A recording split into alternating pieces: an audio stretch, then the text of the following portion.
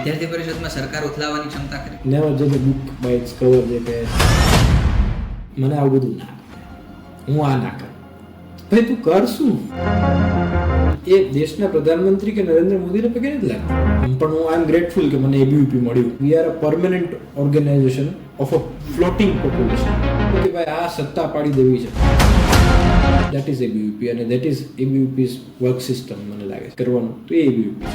V are in the field of research અને એનું એક કાયમ છે કે અત્યારે આપણે જુઓ ને, હું જવાબદારીપૂર્વક એક સ્ટેટમેન્ટ આપું છું કે ભારતમાં થતા 70% થી 80% રિસર્ચ એ વેસ્ટ ઓફ મની, ટાઈમ અને રિસોર્સિસ છે. If you have an idea, we have a team. એટલે પણ હવે એવું કહે છે કે if you have a theme, we have a team. વિદ્યાર્થી જીવનમાં વન સ્ટોપ સોલ્યુશન કહી શકાય. જ્યારે કે એવું લાગે છે કે બધી દુઃખની જ વાત કરે છે, પણ છે કે સમાજ માટે કંઈક કામ કરવાનું અથવા તો સમાજ દેશ માટે. ત્યારે ઇન્દિરા ગાંધીને એ ડર મહેસૂસ થાય છે કે આજનો યુવાન આવતીકાલનો નાગરિક છે. એટલે હવે શું કામ? પણ ત્યારે વિદ્યાર્થી પરિષદ કહે છે કે વિદ્યાર્થી પરિષદ આ દલગત રાજનીતિ માટે નથી. સરકાર ઉનકી હે પર સિસ્ટમ અમારા. આ ગુજરાત મોડેલ આટલા એસ્ટાબ્લિશ છે એનું કારણ જો કોઈ હોય તો એ નવનિર્માણ આંદોલન. આ તાકાત એ વિદ્યાર્થી પરિષદની તાકાત હતી. આ તાકાત એ વિદ્યાર્થીઓની તાકાત હતી. નમસ્કાર મિત્રો, ફરી એકવાર આપ સૌનું હાર્દિક સ્વાગત છે અંતરંગના અતરંગ પોડકાસ્ટની અંદર. આજે આપણી સાથે સ્ટુડિયોમાં ઉપસ્થિત છે વિશ્વના સૌથી મોટા વિદ્યાર્થી સંગઠન એટલે કે અખિલ ભારતીય વિદ્યાર્થી પરિષદ ગુજરાત પ્રદેશના નવનિયુક્ત અને ટુ બી પ્રિસાઇઝ કહું તો પુનર્નિર્વાચિત પ્રદેશ મંત્રી શ્રી સમર્થભાઈ ભટ્ટ. આજે આપણે એમની સાથે ઘણી બધી ચર્ચાઓ કરવાની છે, ઘણી બધી વાતચીત કરવાની છે અને જાણવાની છે પ્રદેશ મંત્રીની નજરે પરિષદને. આવો શરૂ કરીએ. સૌથી પહેલા તો આપનું ખૂબ ખૂબ સ્વાગત છે સમર્થભાઈ. ધન્યવાદ. Thank you for having me here. અને આપ જે કરું છું યુવાઓ વચ્ચે રહી, યુવાઓનું એક દિશા કહી હોઈ શકે, શું વિચારે છે એ જે એક પ્લેટફોર્મ આપ એક પ્રોપર્ટી ક્રિએટ કરો છો, મને લાગે છે આજના સમયમાં આ બહુ જરૂરી છે. અને all the best wishes to you. અને સૌથી પહેલાં તો આપને ફરીથી ગુજરાત પ્રદેશના પ્રદેશ મંત્રીનું દાયિત્વ મળવા બદલ ખૂબ ખૂબ અભિનંદન અને શુભકામનાઓ. ધન્યવાદ. જો હમણાં જ આપણું ગુજરાત પ્રદેશનું 56મું અધિવેશન કર્ણાવતી ખાતે સંપન્ન થયું, ત્યારે સૌથી પહેલો મારો પ્રશ્ન આપને એ છે કે કઈ ઉંમરે આપે વિદ્યાર્થી પરિષદ સાથે જોડાયા અને એ વખતની કલ્પનાઓ શું હતી જ્યારે સંગઠનમાં નવા પાપા પગલી માંડવાની શરૂઆત કરી? મારું આમ જનરલ જે વિદ્યાર્થીઓ કરતા, સ્ટુડન્ટ્સ કરતા કદાચ એક્સપિરિયન્સ કરતા હશે એના થોડુંક જુદું હતું. કારણ કે મારા પપ્પા પણ એક વિદ્યાર્થી પરિષદના કાર્યકર્તા રહ્યા છે. અને વિદ્યાર્થી પરિષદમાં એક એબીવીપીમાં એ સેઇંગ છે કે વંશ કાર્યકર્તા ઓલવેઝ કાર્યકર્તા. તો અત્યારના જે પૂર્ણકાલિક ફૂલ ટાઈમરો તે સમયે ઘરે આવતા, હું બહુ નાનકડો હોઈશ, 8-10-15 વર્ષની વચ્ચે બહુ લોકોને મળ્યું. એટલે જે તમને ખબર હશે કદાચ પૂર્ણકાલિક ફૂલ ટાઈમર વ્યવસ્થા જે સંઘમાં પણ પ્રચારક સિસ્ટમ છે, એ રીતે વિદ્યાર્થી પરિષદમાં પણ કોઈ વિદ્યાર્થી પોતાના ભણતર પછી અથવા ભણતર સાથે પણ વિસ્તારક તરીકે પોતાના જિલ્લા, પોતાના ગામ, પોતાના નગરથી બહાર જઈને ક્યાંક કંઈક સેવા આપે, કંઈક કામ કરે, સમાજ માટે કંઈક કરે. તો એવી રીતે જ્યારે ઘરે જમવા આવે અને એ લોકોના ઘરે જમવા જાય, જે સિસ્ટમમાં જે વિદ્યાર્થી પરિષદના શુભેચ્છકો હોય, જે પ્રોફેસર્સ હોય એમના ઘરે આવી રીતે ઘરે આવતા, બધા મળતા. અને હું નાના હોય ત્યારે હું કદાચ 10મામાં હતો 2015માં, 2014માં હું 10મામાં આવ્યો. એટલે એની પહેલાંના થોડાક વર્ષોમાં કેવું કે મારા મિત્રો બધા મોટા હતા, ફ્રેન્ડ્સ બધા મોટા. તો રાત્રે નાઇટ આઉટનો ક્રેઝ કે આ ઘરેથી પરમિશન ના મળે, બીજાના ઘરે બધા ઇસ્યુ થાય કે નાઇટ આઉટ કેવી રીતે કરવાની. એકવાર એવું થયું કે એબીવીપીનો એક વર્ગ હતો, એમાં રક્ષક તરીકે જવાનું હતું. એટલે સિક્યુરિટી તમારે વર્ગની કોઈ બહાર ના નીકળે. જતા હતા મોટા લોકો, બધા કાર્યકર્તાઓ ત્યારના જતા હતા, પણ મારી મિત્રતા હતી, ફ્રેન્ડશીપ હતી, મળવાનું થતું. તો લઈ ગયા એકવાર જોડે અને આખી રાત જાગ્યા અમે. ત્યારથી મજા આવી ગઈ કે આ તો કરવા જેવું છે. એટલે ત્યારથી એબીવીપી સાથે કનેક્ટ તો હતો જ. પણ મેં પહેલી જ્યારે મારી પાસે રિસ્પોન્સિબિલિટી આવી ત્યારે આઈ વોઝ ઇન 11th. ત્યારે મને જામનગરના નગર સ્કૂલ કેમ્પસ સંયોજક એવી જવાબદારી મળી. એટલે પછીથી બેઠકો આ તે જ્યારે જોડાવું વિદ્યાર્થી પરિષદમાં ત્યારે કદાચ તમને એવું હોય કે હું આમ થઈ જઈશ, બહુ મોટો માણસ બની જઈશ, મારી પાસે આટલું બધું લોકોના સંપર્ક હશે. પણ એકવાર once you really start getting into it, તમને એવું થાય કે કંઈ જોતું નથી અને કંઈ લઈને મજા પણ નથી. જે રીતે વિદ્યાર્થી પરિષદ તમને એક કાર્યકર્તા તરીકે, એક સારા વ્યક્તિ તરીકે, એક સારા મેનેજર તરીકે સમાજમાં, જીવનમાં એસ્ટાબ્લિશ કરી દે, મને લાગે છે that is very much enough કે તમને બીજું કંઈ મળવાની કે બીજું કંઈ પામવાની એ ઈચ્છાઓ મને લાગે છે નથી રહેતી પછી. એટલે જ્યારે જોડાણો હોય ત્યારે કદાચ મનમાં ઘણા વિચારો હશે કે આમ કરી નાખીએ, દુનિયા સર કરી લે. અને આપણામાં કહેવત છે ને કે નિશાન ચૂક માપ પણ નહીં માપનારનું નિશાન. એટલે નીચું નિશાન કોઈનું ના હોઈ શકે. એટલે એવી રીતે જ્યારે વિદ્યાર્થી પરિષદમાં જોડાય છે બધા, ત્યારે બધાનું એક એબીવીપી માટેનું દ્રષ્ટિકોણ કે પોલિટિકલ છે, આનાથી એક સમાજમાં એવો પણ માનસિકતા કે સ્ટેપિંગ સ્ટોન તરીકે યુઝ કરીને લોકો પણ એ જે લોકો એવી રીતે પ્રસ્થાપિત થયા છે સમાજમાં, એ દેખાય છે આપણને. જે પબ્લિક લાઇમલાઇટમાં છે એ દેખાય. બાકી એવા હન્ડ્રેડ્સ ઓફ એક્ઝામ્પલ કે જે લોકો એબીવીપીમાંથી ખાલી ને ખાલી સારા ગુણો, ચારિત્ર્ય સારું એ મેળવીને પણ જીવનમાં, સમાજમાં બહુ સારી જગ્યાઓ ઉપર છે. એટલે મને લાગે છે કે જોડાણા હશું ત્યારે, બધા જોડાણા હશું ત્યારે કંઈક ને કંઈક વિચાર હશે મનમાં. પણ જે પ્રોસેસમાં once you get out of it, તમને જે નવો એક માણસ તમારામાંથી મળે છે, એની મજા છે એ વિદ્યાર્થી પરિષદ છે. મહત્વાકાંક્ષાઓ હટી જાય અને પછી સમર્પણ ભાવ આવી જાય. જી જી બિલકુલ. એટલે એ જે ભાવ, એક એ વિચાર, સમાજ માટે કંઈક કરવું છે, દેશ માટે કંઈક કરવું છે, એ એબીવીપી બધામાં આપે છે, નાખે છે. જેમ સંઘની એક ચોક્કસ કાર્યપ્રણાલી છે કે આપણા કાને એક શબ્દ પડે સંઘ એટલે સીધું આપણા મગજમાં શાખાનું ચિત્ર સામે આવે. તો એ પ્રકારે વિદ્યાર્થી પરિષદની કાર્યપ્રણાલી શું છે, અથવા વિદ્યાર્થી પરિષદ કયા પ્રકારે કામ કરે? જો એબીવીપી ઓવર ધ યર્સ જેવી રીતે, જો વિદ્યાર્થી પરિષદનું કામ એ યુવાનો વચ્ચે છે. નામમાં જ વિદ્યાર્થી છે, સ્ટુડન્ટ છે, અને સ્ટુડન્ટ હંમેશા યંગ જ હોય. જે લોકો સચિન તેંડુલકર પણ 40 વર્ષે યુવા શું કામ લાગતા હતા? કારણ કે એ પ્રેક્ટિસ કરતા હતા. એ દર વર્ષે, દર દિવસે એ પ્રેક્ટિસ સેશનમાં જઈને કંઈક શીખતા હતા. એટલે એ સ્ટુડન્ટ હતા અને એટલે એ યંગ હતા 40 વર્ષે પણ. ક્રિકેટ મૂક્યા પછી તમે જુઓ તો માણસની એજમાં બહુ ફેર બહુ દેખાય, કારણ કે હી સ્ટોપ્સ બિંગ અ સ્ટુડન્ટ દેન. એટલા માટે જ્યાં સુધી વિદ્યાર્થીઓ સાથે કામ કરવાનું છે, કાર્ય પદ્ધતિ, એની કાર્ય પ્રણાલી, એમાં બદલાવો, નવા વિચારો સાથે આગળ વધવું એ ખૂબ જરૂરી છે. ને એબીવીપી એ પણ અમે કહીએ જ છીએ કે we are a permanent organisation of a floating population. એટલે વિચાર નક્કી છે કે રાષ્ટ્રનું પુનઃનિર્માણ કરવું છે. આ દેશનું, ભારતનું જે આટલા વર્ષો પહેલાં અંગ્રેજોએ એની પહેલાં મુગલોએ જે આપણા સમાજ ઉપર અને સમાજની આપણી પ્રણાલીઓ, પ્રકૃતિઓ ઉપર જે રાજ કર્યું અને દબાવવાનો પ્રયાસ કર્યો, એમાંથી બહાર નીકળી આપણા યુવાનો આ દેશ માટે, સમાજ માટે, ભારત માતા માટે કંઈક કરી શકે એ નિશ્ચિત છે. કાર્ય પદ્ધતિ, આપે કીધું કે કાર્ય પદ્ધતિ કેવી રીતે, તો વિદ્યાર્થી પરિષદ સ્ટુડન્ટ કેમ્પસમાં હોય તો કેમ્પસ અમારી ઓક્સિજન કહી શકાય. ત્યાંથી કેમ્પસ કારોબારીથી લઈને અમારી રાષ્ટ્રીય સ્તરની કારોબારી, નેશનલ એક્ઝિક્યુટિવ કાઉન્સિલ પણ બને, અને which is headed by national president. જે વિદ્યાર્થી પરિષદના એક દાયિત્વમાં એ પણ છે કે જે પણ જગ્યાએ કોલેજ સિવાય જેટલા પણ અધ્યક્ષના દાયિત્વ છે, જે પ્રમુખ અથવા તો અધ્યક્ષ આપણે કહીએ છીએ, એ બધા પ્રાધ્યાપકો પાસે છે, પ્રોફેસર પાસે એ જવાબદારી છે.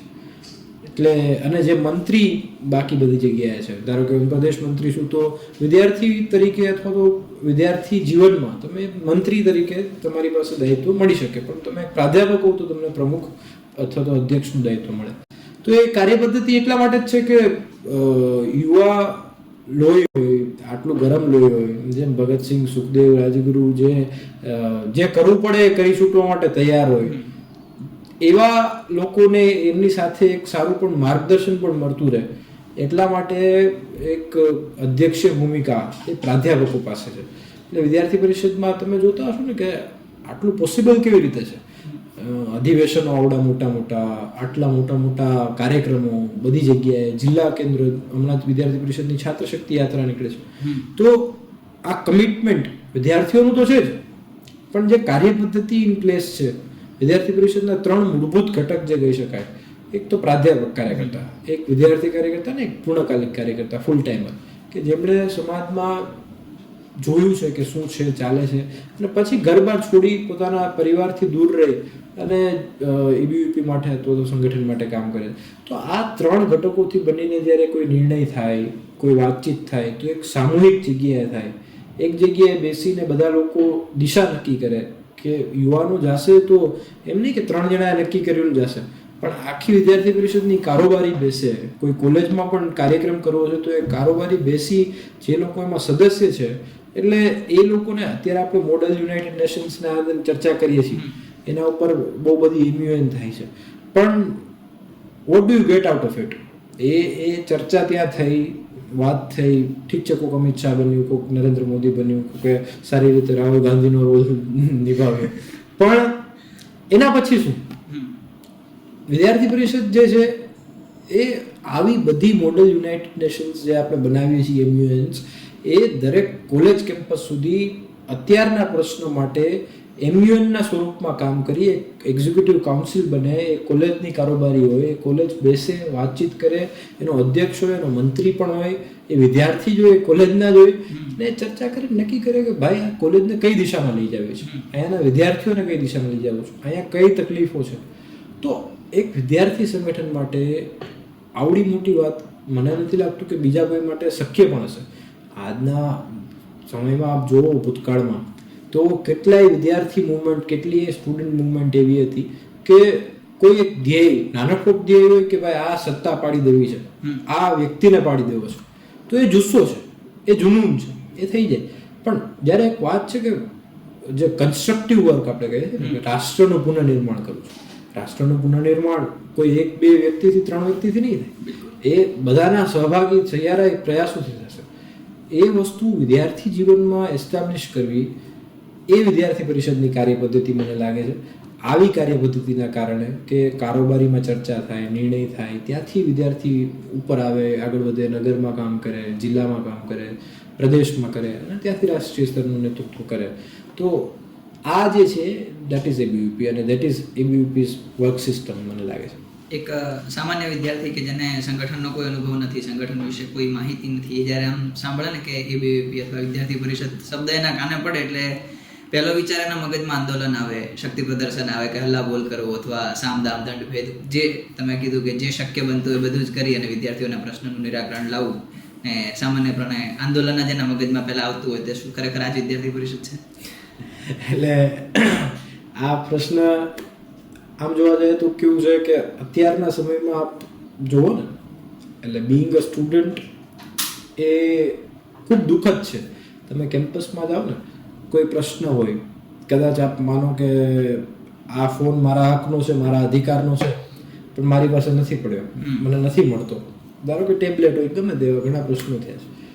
તો અત્યારના વિદ્યાર્થીઓ એવું વિચારે કે ઠીક છે, નથી મળતો, આપણે આપણું કામ કરો, જે થતું એ કરો.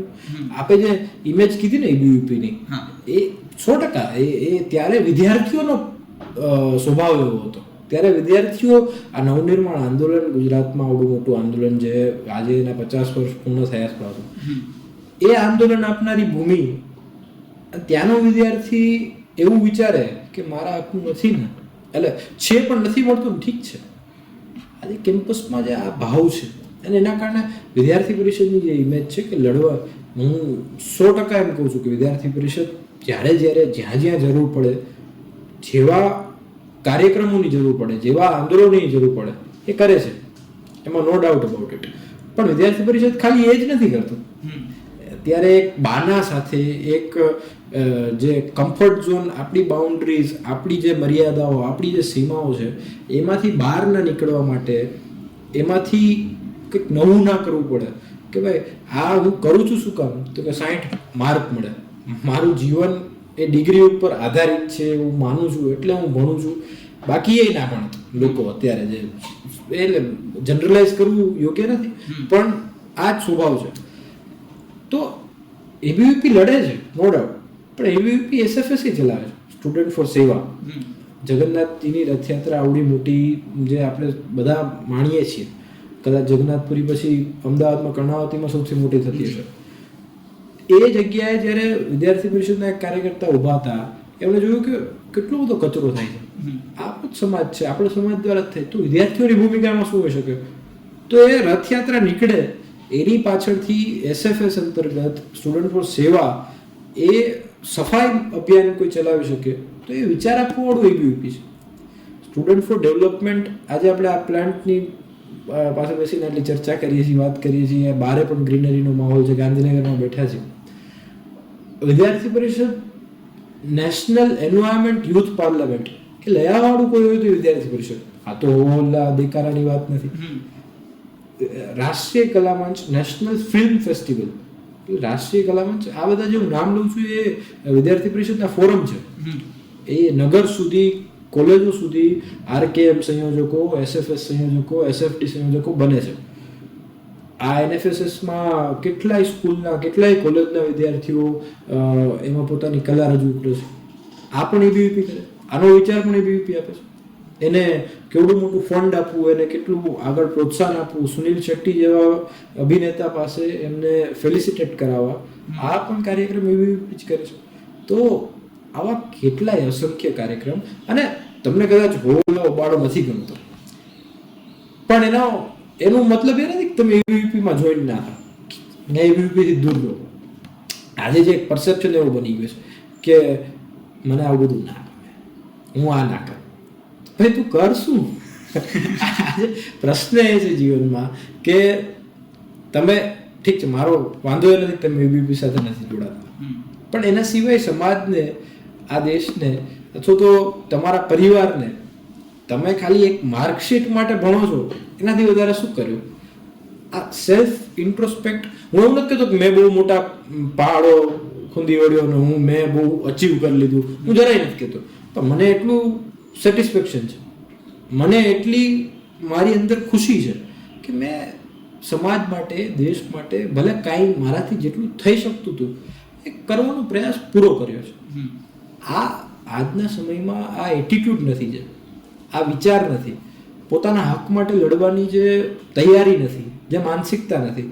મને લાગે છે જે ઓલું એક ફેમસ કોટ છે ને કે stronger times create good conditions, good conditions create weaker men, weaker men creates weaker times, અને weaker times create strong men. એટલે જે આ વિશેષ સાયકલ છે ને, જેને કહી શકાય કે એમાંથી કોઈ દિવસ તમે you never gate out of it, જો તમે આવો સ્વભાવ, આવી વાત રાખો. વિદ્યાર્થી પરિષદનું લક્ષ્ય રાષ્ટ્ર પુનર્નિર્માણનું તો છે જ, પણ આજે જે સમાજમાં, યુવાનોમાં એક પોતાની સેલ્ફ સેન્ટર્ડ કે મારું કેટલું, હું કેટલું કમાઉં છું, મારો પગાર કેટલો, 25,000, 30,000, 35,000, બસ એ જ લિમિટ. એનાથી વધારે વિચારવાની ક્ષમતા નહીં, એનાથી વધારે વિચારવા. આજે લોર્ડ મેકોલોયની અંગ્રેજ જે શિક્ષા, હા, જે એજ્યુકેશન સિસ્ટમના, હું પણ એનો જ પ્રોડક્ટ છું, પણ બધા આપણે બધા everyone passed out before 2025 is lord Macaulay's product. તો એટલે એ પણ હું આઈ એમ ગ્રેટફુલ કે મને ABVP મળ્યું. તો એટલે બધા જીવનમાં કંઈક ને કંઈક પ્રેરણા, કંઈક ને કંઈક કોઈ સંસ્થા એવી પ્રેરણા કે સમાજ માટે, દેશ માટે કંઈક કરી શકીએ, એ મને ABVP આપી.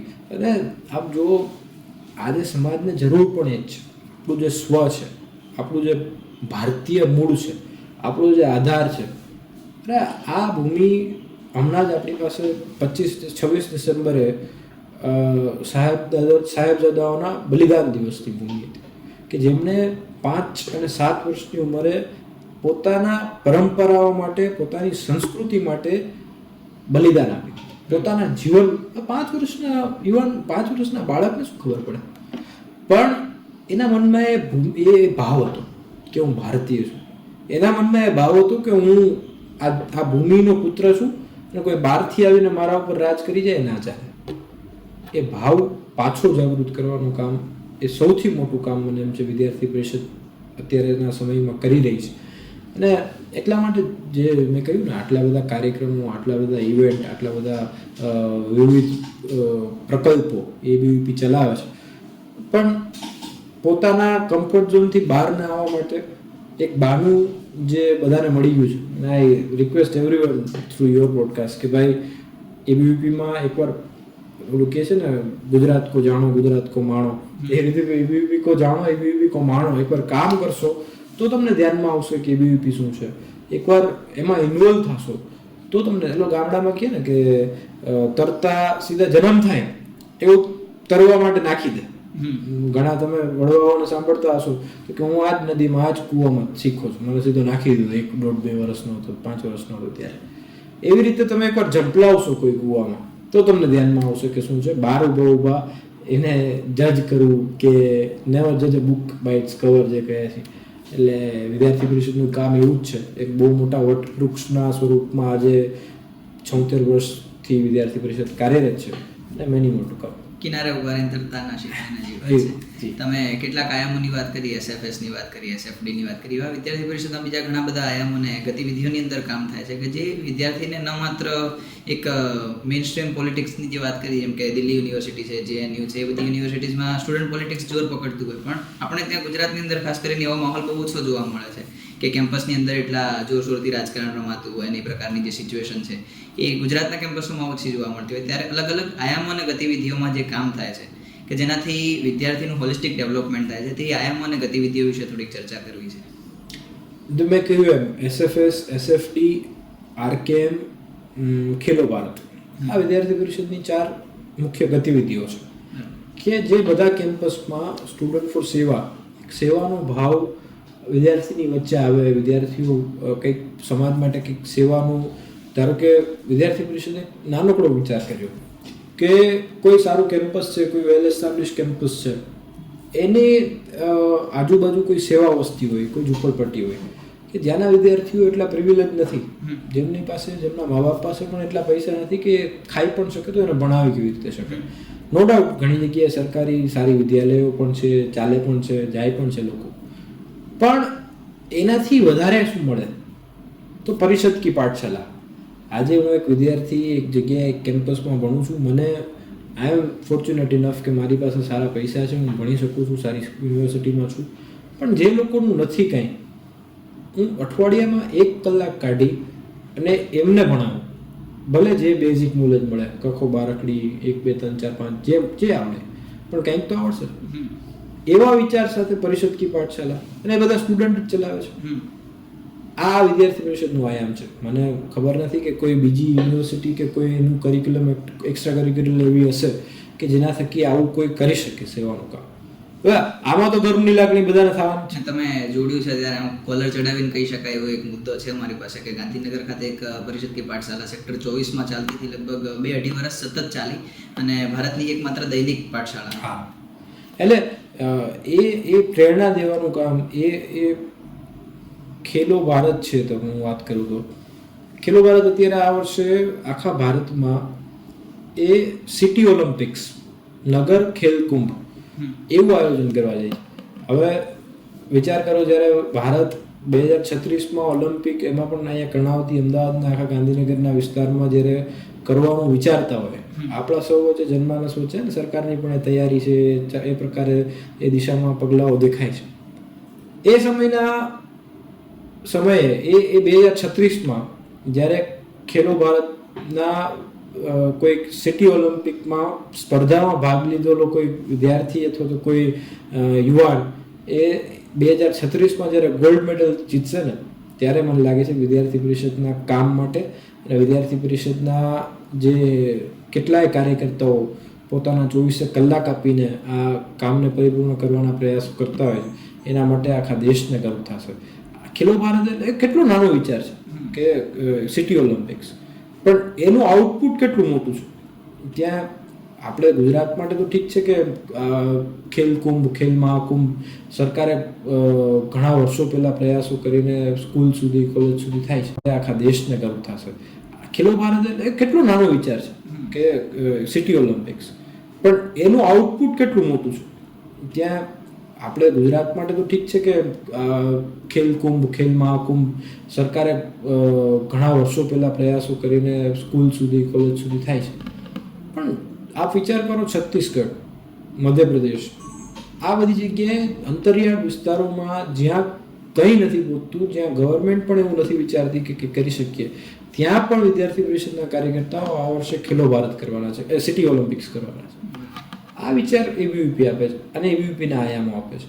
એટલે એબીવીપીના આયામોની વાત કરું તો મેડિવિઝન, દર વર્ષે એક નેશનલ કોન્ફરન્સ મેડિવિઝનની થાય, જેમાં મેડિકલમાં અભ્યાસ કરતા હોય એવા વિદ્યાર્થીઓ ત્યાં ભેગા મળીને ચર્ચા કરે, વિચારણા કરે કે મેડિકલ ક્ષેત્રમાં પણ ભારતને કેવી રીતે ફાયદો થઈ શકે. આજે આપ જુઓ કોઈ જગ્યાએ કોન્ફરન્સ અથવા તો કોઈ સંગઠન, હું નથી કહેતો ખરાબ રીતે કરતા હોય કે એના માટે, પણ કોઈ કરતું હોય કદાચ, તો એનો ઉદ્દેશ એવો હોય કે મારું નેટવર્ક બને, મારું PR થાય, મારી સાથે નવા લોકો જોડાય, મારી સાથે મારો પરિચય થાય. કોઈ જગ્યાએ એવા વિચાર સાથે થાય છે કોન્ફરન્સ કે આ દેશમાં મેડિકલ ક્ષેત્રે શું ફાયદો થઈ શકે. ફાર્મસીના વિદ્યાર્થીઓ પણ જ્યારે બહાર નીકળે દેશમાં, એ ફાર્માવિઝન અંતર્ગત દેશ માટે શું કરી શકે, દેશની ફાર્માસ્યુટિકલ કંપનીઝ આજે જે આપણે છાતી ગજગજ ફોડીને જ્યારે પાપા ન્યૂગિનીના પ્રધાનમંત્રી, આપણા દેશના પ્રધાનમંત્રીને જે પગે લાગે છે, એ દેશના પ્રધાનમંત્રી કે નરેન્દ્ર મોદીને પગે નથી લાગતા, એ આ 140 કરોડ દેશવાસીઓને પગે લાગે છે. એ વિચાર આપવાનું કામ ફાર્માવિઝન, આવો વિચાર કે આપણા દેશની ફાર્મસી સેક્ટર છે એ પણ એટલું બધું વેલ એસ્ટાબ્લિશ્ડ છે, એનાથી જે ગરીબ લાચાર ભારતની એક કલ્પના, એમાંથી બહાર આવીને ભારત પણ બીજા લોકોની મદદ કરી શકે, બીજા લોકોને સહાય આવી શકે, એવો વિચાર કોઈ આપ્યો તો એ ફાર્માવિઝન અંતર્ગત એબીવીપી આપ્યો. એબીવીપીનો આયામ છે ફાર્માવિઝન.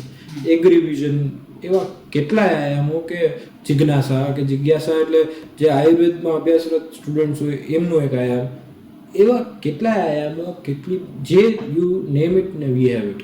એટલે અમે વિદ્યાર્થી પરિષદમાં એક કહે છે, પહેલાં એવું કહેતા કે if you have an idea we have a team, એટલે પણ હવે એવું કહે છે કે if you have a theme we have a team, અને if you have a team we have a theme.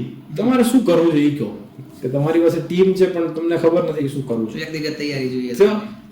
તો વિદ્યાર્થી પરિષદ તમને આટલા વસ્તુમાંથી કે આ કરો, આ ઇવેન્ટ કરો, એના માટે પૂરતું સમર્થન, પૂરતો સપોર્ટ, ત્યાં અટકીએ ત્યાં વિદ્યાર્થી પરિષદ. અને જો તમારી પાસે થીમ છે પણ તમારી પાસે ટીમ નથી, તો વિદ્યાર્થી પરિષદ પાસે ટીમ પણ છે. એટલે વિદ્યાર્થી જીવનમાં વન સ્ટોપ સોલ્યુશન કહી શકાય કે સમાજ માટે કંઈક કામ કરવાનું અથવા તો સમાજ દેશ માટે કંઈક કરવાનું, તો એ એબીવીપી છે. બે કાયમ કે ભૂલાતા હોય મને લાગે છે, મારે એના વિશે ખાસ ચર્ચા એટલા માટે કરવી છે કે we are in the field of research, અને એનું એક કાયમ છે કે અત્યારે આપણે જુઓ ને તો હું જવાબદારીપૂર્વક એક સ્ટેટમેન્ટ આપું છું કે ભારતમાં થતા 70% થી 80% રિસર્ચ એ વેસ્ટ ઓફ મની, ટાઈમ અને રિસોર્સિસ છે. તો એ દિશામાં વિદ્યાર્થી પરિષદ કઈ રીતે રિસર્ચ કલ્ચરને એન્હાન્સ કરવા માટે અથવા પ્રમોટ કરવા માટે કામ કરે છે, એનું જે આયામ અથવા ગતિવિધિ છે એના વિશે વાત કરવી છે. જો એનું શોધ, જે એક વિદ્યાર્થી પરિષદનું આયામ છે શોધ, એ અખિલ ભારતીય સ્તરેથી પણ ચાલે છે અને ગુજરાતમાં પણ સારા કાર્યક્રમો, ધારો કે VNSU છે, તો VNSUમાં દર વર્ષે એક કોન્ફરન્સ શોધ આયામની થાય કે રિસર્ચ પણ કેના ઉપર, તો કે ટ્રાઇબલ એન્ડ એમની જે પ્રકૃતિ, એમની જે સંસ્કૃતિ છે, ટ્રાઇબલ સંસ્કૃતિ, એમાં અને ભારતીય સંસ્કૃતિમાં કંઈ ફેરફાર નથી, કંઈ જુદું નથી, એ એસ્ટાબ્લિશ કરવા માટેનું રિસર્ચ થાય. આજે જે સમાજમાં એક માહોલ એવો થઈ ગયો છે કે આપણે પણ સાંભળતા હશું કે મૂળ નિવાસી, અમે લોકો મૂળ નિવાસી છીએ, એવી ભાવના બધા ભારતીય જ છીએ ને. બહારથી જે લોકો કોણ છે, ભારત અહીંયાના મૂળ નિવાસીઓ એટલે ભારત માતાને પૂજતા જે બધા છે એ બધા ભારતીય જ છે. એમાં એક એવો માહોલ કે ભિલિસ્તાનની માંગ કે જુદા પ્રદેશની માંગ, એવી માનસિકતા અને અર્બન નક્સલ્સ જેને કહી શકાય, એવી માનસિકતા ધરાવતા લોકો પણ છે. ત્યારે રિસર્ચ કઈ દિશામાં થવું જોઈએ કે ટ્રાઇબલ્સની અને ભારતીય સંસ્કૃતિની શું પ્રણાલી છે, એમાં શું કંઈ ફેર નથી.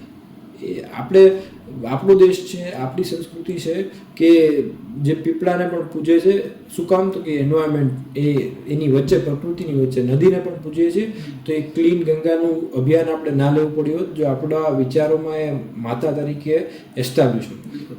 તો આપણું જે સ્વ છે, મેં પહેલાં પણ વાત કરી, એ પાછું એસ્ટાબ્લિશ કરવા માટેનું કાર્ય એ શોધ કરે છે.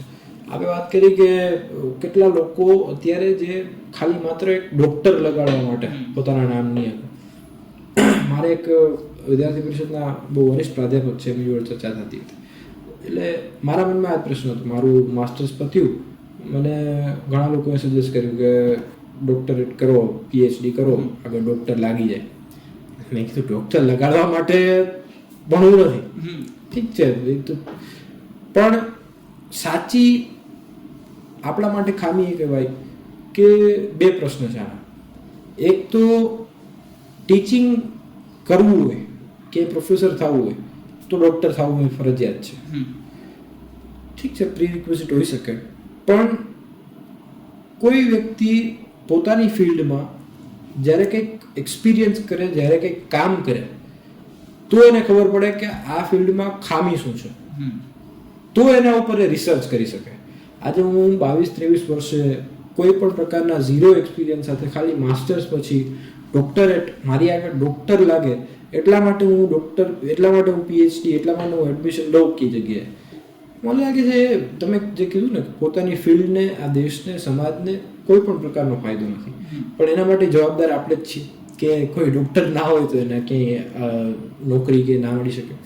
પણ મારું સ્પષ્ટપણે એવું માનવું છે કે કોઈ વ્યક્તિ જ્યારે 5-7-10 વર્ષ એ ફિલ્ડમાં કામ કરે, એને ધ્યાનમાં આવે કે અહીંયા ખામીઓ શું છે, પછી એ રિસર્ચ કરે કોઈ સ્પેસિફિક વિષય ઉપર, તો એના ઉપર સારો એવો આઉટકમ, સારું એવું મદદ એ આપણને એઝ અ નેશન થઈ શકે. પણ હવે એ પાછું અગેન એ સોસાયટીનો સ્વભાવ છે, એ સમાજનો સ્વભાવ છે ને, એ બદલાવતા વાર લાગશે.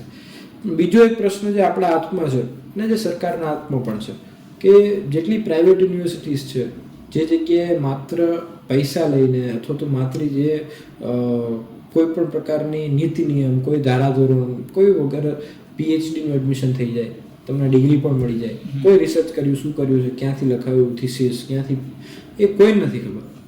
એવી જગ્યાએ અંકુશ રાખવું તો મને લાગે છે ખૂબ જરૂરી છે, કારણ કે સમાજ માટે એ ખૂબ નિંદનીય છે કે દુઃખદ પણ છે કે આ પ્રકારના વ્યક્તિઓ એ જે નિષ્ઠા નથી જેમનામાં, જેમના ચારિત્ર્યમાં ખામી છે, કે જે આનાથી મોટું તો ખામી કઈ હોઈ શકે, એ કઈ પણ જગ્યાએ જઈને બેસતું તો એ જ થવાનું છે. મને લાગે છે કે એના ઉપર તો સાથે મળીને પ્રયાસ સરકારે પણ કરવો પડશે ને આપણે સૌએ પણ કરવો પડશે. થોડીક ચર્ચા આંદોલન વિશે કરવી છે, જે શરૂઆતમાં આપણે કરી કે એક છબી ઊભી થાય, પણ એની પહેલાં એક સ્ટેટમેન્ટ ઘણીવાર સાંભળવામાં આવતું હોય કે અખિલ ભારતીય વિદ્યાર્થી પરિષદ એટલે એક ચોક્કસ રાજનૈતિક પક્ષની યુથ વિંગ છે, અથવા પછી તમારે કોઈ ચોક્કસ રાજનૈતિક પાર્ટીમાં જોડાવવું હોય તો એના માટે વિદ્યાર્થી પરિષદ એક શોર્ટકટ છે. એના વિશે શું કહેશો?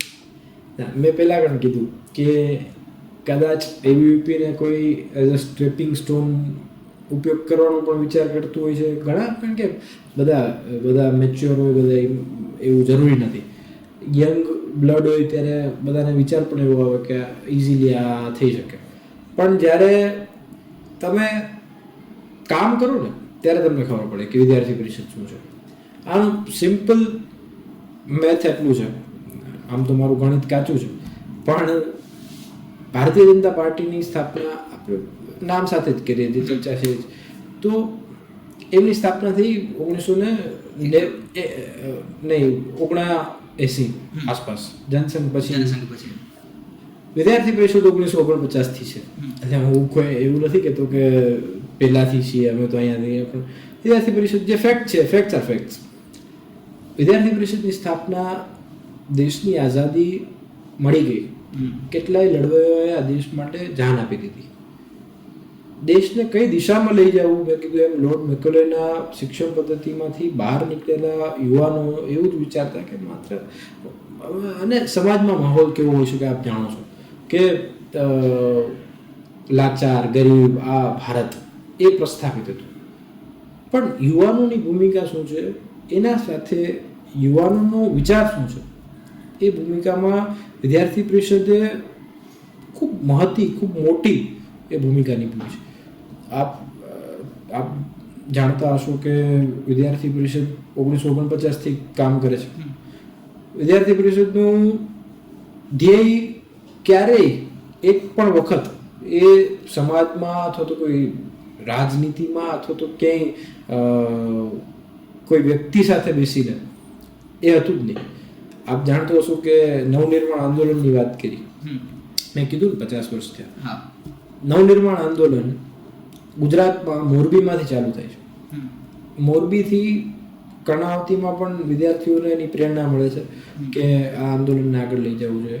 એ ખૂબ ઇન ડિટેલ વિષય છે, એક જુદો જ વિષય એટલે એના ઉપર આગળ એક પ્રશ્ન ચાલુ છે એના ઉપર. તો નવનિર્માણ ટૂંકમાં નવનિર્માણ અહીંયાથી ઉદ્ભવે છે, બિહાર જાય છે. જેપી નારાયણને, જયપ્રકાશ નારાયણને એ પ્રેરણા મળે છે કે અહીંયા થઈ શકે તો બિહારમાં તો થઈ જ શકે. એ નારા સાથે આગળ વધે છે, કરે છે. અને ત્યારે ઇન્દિરા ગાંધીને એ ડર મહેસૂસ થાય છે કે આ દેશ જાગી ગયો છે. આ દેશમાં હવે આ પ્રકારની વાતો, માત્ર લૂંટવાની વાતો એ નહીં ચાલે. ઇમરજન્સી લાગુ થઈ છે. પોતાનું સામ્રાજ્ય બચાવવા અથવા તો પોતાની તાકાત બચાવવા ઇન્દિરા ગાંધી ઇમરજન્સી લગાડે છે. એના પછી પાછી એ જીતતા નથી. એના પછીના ઇલેક્શનમાં હું આ વાત એટલે કરું, ત્યારે વિદ્યાર્થી પરિષદને ઓફિશિયલી ઓફર મળે છે કે આપ અમારી પાર્ટી સાથે કોએલિશનમાં ગવર્મેન્ટ બનાવો, આપનો 2 લોકોને મંત્રી પણ બનાવીએ, આપના સાંસદ સભ્ય, આપના ધારાસભ્યો પણ બનાવીએ. ત્યારે વિદ્યાર્થી પરિષદ કહે છે કે વિદ્યાર્થી પરિષદ આ દલગત રાજનીતિ માટે નથી.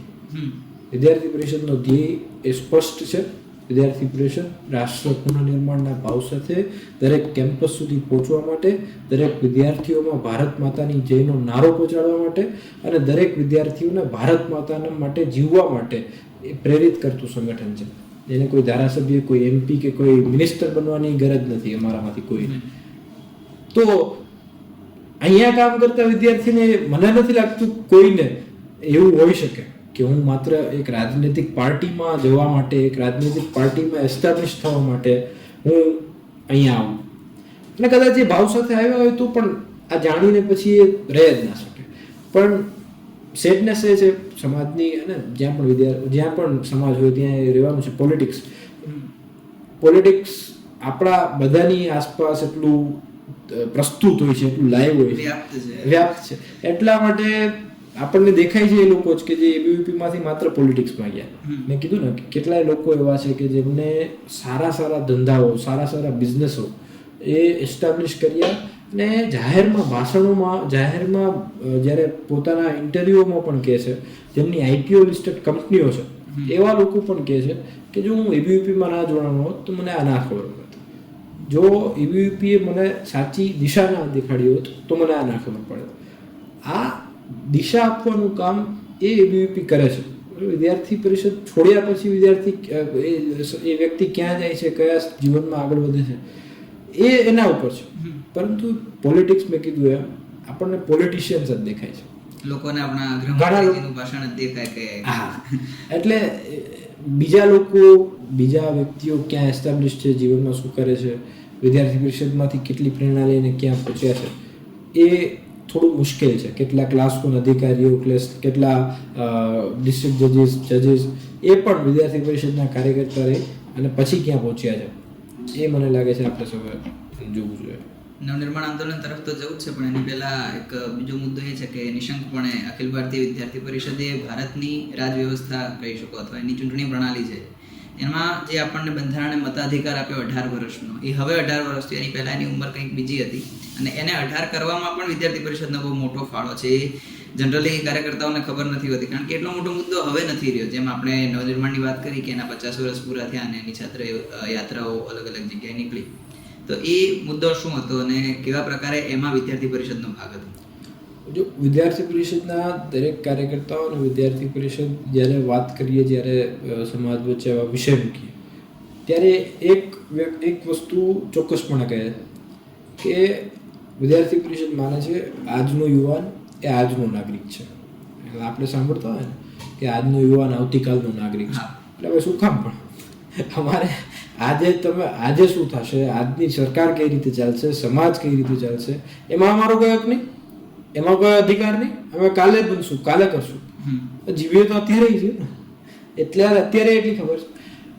વિદ્યાર્થી પરિષદે 1960 પાસઠની આસપાસ, મને એક્ઝેક્ટ વર્ષ અત્યારે યાદ નથી, પણ 18 વર્ષનો મતાધિકાર થાય એના માટે આખા દેશમાંથી દિલ્હી ખાતે એક બહુ મોટું આંદોલન, એક બહુ મોટો વિરોધ પ્રદર્શન કર્યું. અને એની એ મૂવમેન્ટ કરવાનું કારણ એ મેં કીધું ને કે આજનો વિદ્યાર્થી આજનો નાગરિક છે. આજની સરકાર શું કરશે એ 21 વર્ષ 22 વર્ષે વિદ્યાર્થી જીવન પતી જાય પછી જ કરી શકે એવું જરૂરી નથી. એ વિદ્યાર્થી પરિષદ સ્ટ્રોંગલી બિલીવ્સ કે આજના વિદ્યાર્થીએ ગવર્મેન્ટને ચૂંટવામાં પણ અને ગવર્મેન્ટ સાથે વાતચીત કરવામાં પણ ક્યાંય પાછળ ન રહેવું જોઈએ અને પોતાના હકોની, પોતાના અધિકારોની લડાઈ એ લડવામાં ક્યારે પણ ક્યાંય પાછું ના આવવું જોઈએ. એના માટે જ એની ભાગરૂપે આજે આપણા સૌ માટે એ ખૂબ પાછું જરાક એવું લાગે છે કે બધી દુઃખની જ વાત કરે છે, પણ હવે છે દુઃખદ જ છે કે એવા પ્રયાસો કરવા પડે કે વિદ્યાર્થીઓ પોતાનું વોટર આઈડી બનાવે. આજે હું એમ નથી કહેતો તમે ચૂંટણી લડો, કદાચ એ બધાની ઈચ્છા ના હોય, પણ તમે એ તો નક્કી કરો કે કયો વ્યક્તિ સારો છે તમારા ઉપર તમારા કામો કરવા માટે. એ નક્કી કરવા માટે પણ લોકો આજે તૈયાર નથી. વિદ્યાર્થી પરિષદે વોટ ફોર ભારત એવું અભિયાન આ 2024ની જે સામાન્ય ચૂંટણીઓ થઈ એમાં કર્યું. એમાં એવા અભિયાનો કરવા પડે આજના સમયમાં કેમ્પસમાં જઈને. મને લાગે છે એ પણ આપણા માટે ખૂબ જેને કહે ને જે થોટ પ્રોવોકિંગ છે કે જેના ઉપર આપણે ચિંતા, જેના ઉપર મનન એ કરવું ખૂબ જ આવશ્યક છે. એટલે લડાઈ તો લડી લીધી, 18 વર્ષે મતાધિકાર તો મળી ગયો, પણ હવે મતાધિકારનો ઉપયોગ પણ એટલી સારી રીતે અને દેશને, ભારતને, સમાજને પ્રથમ રાખીને કરવો એ પણ આપણા સૌના ખભા ઉપર ખૂબ મોટી જવાબદારી મને લાગે છે. વિદ્યાર્થી પરિષદમાં સરકાર ઉથલાવવાની ક્ષમતા ખરી? એટલે વિદ્યાર્થી પરિષદ નવનિર્માણ આંદોલન આપણા સૌની સમક્ષ જ છે. 50 વર્ષના થયા નવનિર્માણ આંદોલનમાં. હું કદાચ ખોટો નથી તો પોડકાસ્ટની શરૂઆતમાં પણ આપણે કીધું કે આપના પિતાજી વિદ્યાર્થી પરિષદના સક્રિય કાર્યકર્તા રહી ચૂક્યા છે. એટલે એ આંદોલનમાં આપના વડીલો સક્રિયપણે ભાગ ભજવ્યો છે. તો હું એવું નથી માનતો કે નવનિર્માણ આંદોલન સમજવા માટે આપનાથી સારું બીજું કોઈ વ્યક્તિ મળી શકે. એ આખું આંદોલન કેવા પ્રકારે ચાલ્યું, અને કદાચ હું ખોટો નથી તો જે 76 વર્ષનો વિદ્યાર્થી પરિષદનો કાર્યકાળ છે અત્યાર સુધીનો, 1949થી શરૂ કરી 2025 સુધી, એમાં સૌથી લાંબુ ચાલનારું આંદોલન છે. લગભગ હું ખોટો નથી તો 210 કે 207 દિવસ સુધી આંદોલન ચાલેલું હતું. શું હતું એ આખું આંદોલન? એટલે નવનિર્માણમાં મારા પપ્પાએ તો આમ પ્રત્યક્ષ રીતે કામ નથી કર્યું, પણ આપણા બધાના વડવાઓએ કામ કર્યું છે એવું કહી શકાય. બિંગ અ વિદ્યાર્થી, બિંગ અ સ્ટુડન્ટ, આપણા બધાના જેટલા પણ વડવાઓ હતા સ્ટુડન્ટ્સ, એમને નવનિર્માણને ખૂબ જાન સાથે, ખૂબ જુસ્સા સાથે લડ્યું. આ વિચાર કરો, મોરબીની એક એલી એન્જિનિયરિંગ કોલેજમાં મૂળભૂત પ્રશ્નોને લઈને મેસમાં સારું જમવાનું ના મળે તો પણ ભાવ વધારો થાય, હોસ્ટેલમાં સારું રહેવાનું ના મળે તો પણ ભાવ વધારો થાય. ત્યારે 20 ડિસેમ્બર, હમણાં થોડાક દિવસો પહેલાં ગઈ, એ 20 ડિસેમ્બરને 1973ની એક રાત્રિએ વિદ્યાર્થીઓ નક્કી કરે છે કે હવે આ સહન નહીં થાય. I was fortunate enough to visit એલી એન્જિનિયરિંગ કોલેજ હમણાં જ, આ મોરબી આના માટે. તો આપ એ જગ્યામાં, એ કોરિડોરમાં ઊભા રહો, ત્યાં મહેસૂસ કરો એ વાઇબ્રેશન્સ કે જ્યાંથી કદાચ આ દેશમાં સૌથી વધુ જે કાળો દિવસ આપણે બંધારણ માટે પણ કહીએ છીએ, black day in democracy, A emergency લાગવાનું સૌથી મોટું કારણ કોઈ હોય, આ બંધારણમાં કાળો દિવસ કદાચ એ વિદ્યાર્થીઓ નહોતું ધ્યાનમાં.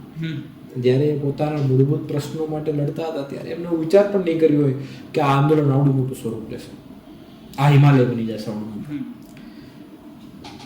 ત્યાંની મેસમાં એક પ્રશ્ન ઊભો થાય છે. 20 ડિસેમ્બરે વિદ્યાર્થીઓ ત્યાં ખૂબ મોટા પ્રમાણમાં એકત્રિત થાય છે, પ્રશ્નોને આગળ વધારે છે, પ્રિન્સિપલને રજૂઆત કરે છે. પ્રિન્સિપલ માનતા નથી અને એ વર્ષે આગળ વધતા જ્યારે પોલીસ એ ધરપકડ કરે છે વિદ્યાર્થીઓની, ત્યાંથી જે 4-5 વિદ્યાર્થીઓ નેતા હતા, અને લોકઅપમાં બંધ કરે છે. એ ખબર મોરબીના એલી એન્જિનિયરિંગ કોલેજમાં વાયુ વેગે પ્રસરે છે અને બધા જ વિદ્યાર્થીઓ નક્કી કરે છે કે આપણા માટે લડતા હતા ને, હવે એને બચાવવાની જવાબદારી પણ આપી છે. આ ભાવના એ એક વિદ્યાર્થીમાં જ આવી શકે. કોઈ પણ કાસ્ટ, ક્રીડ, કોઈ ક્યાંથી બિલોંગ કરે છે એ જોયા વગર એ વિદ્યાર્થી છે ને એ મારા માટે લડતો હતો તો એને પકડી ગયા તો એને છોડાવવાની જવાબદારી પણ મારા ઉપર છે, એવો વિચાર 1973ના વિદ્યાર્થીઓએ કર્યો.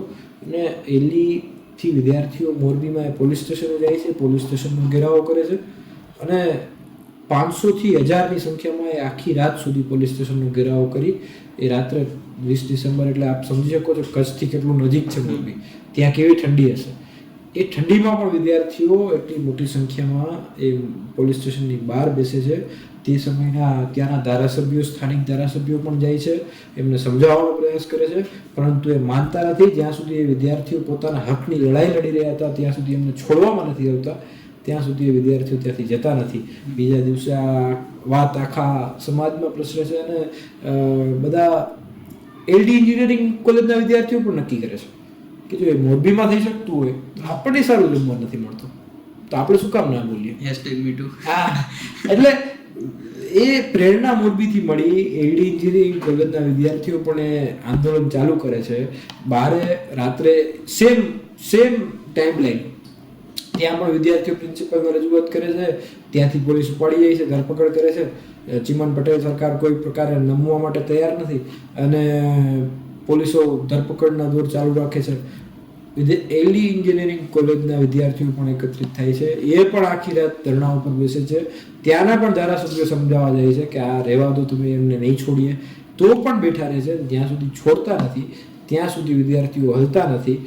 ત્યાં આ 2 દિવસથી ગુજરાતની રાજકારણ અને ગુજરાતના સમાજ વ્યવસ્થાનું એક બહુ મોટો પલટો, આ ગુજરાત મોડલ આટલા એસ્ટાબ્લિશ છે એનું કારણ જો કોઈ હોય તો એ નવનિર્માણ આંદોલન છે. આટલાથી ઊભતું નથી.